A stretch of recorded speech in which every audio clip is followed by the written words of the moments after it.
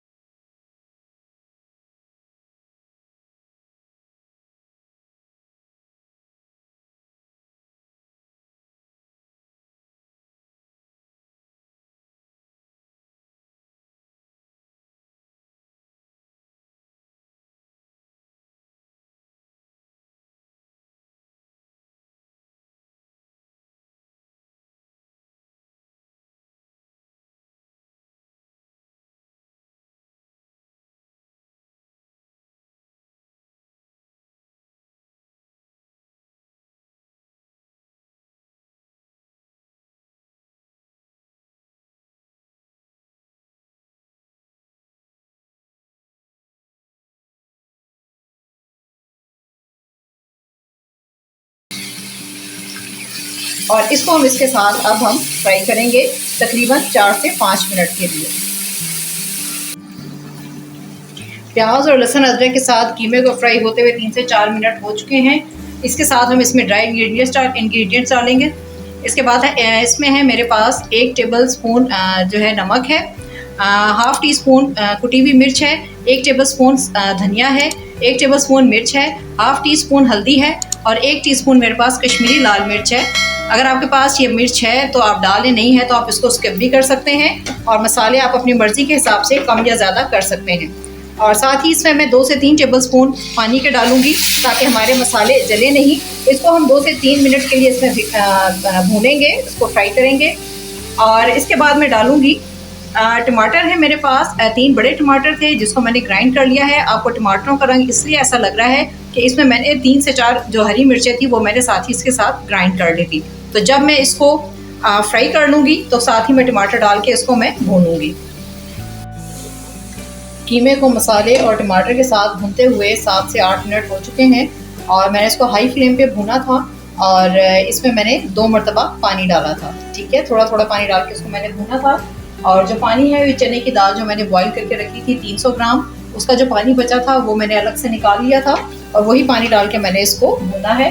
अब हमारे पास जो 300 ग्राम चने की दाल थी उसको मैंने बॉईल कर लिया था और वो इसमें अब हम शामिल करेंगे। और थोड़ा सा पानी भी है इसमें। अब हम देखेंगे अगर हमें ज़रूरत हुई तो जो कप में पानी निकाला था वो हम इस्तेमाल करेंगे।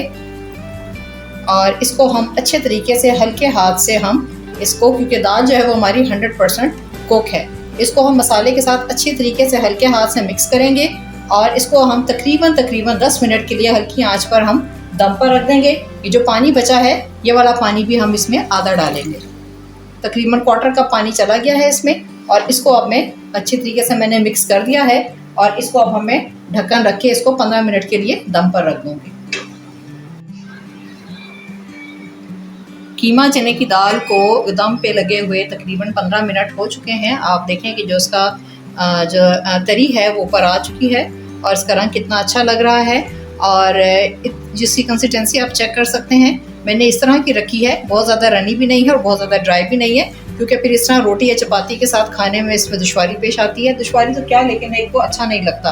तो चलें अब इसको हम डिश आउट करते हैं। लीजिए व्यूअर्स, इंतहाई मज़ेदार कीमा चने की दाल जो है वो बनकर तैयार है।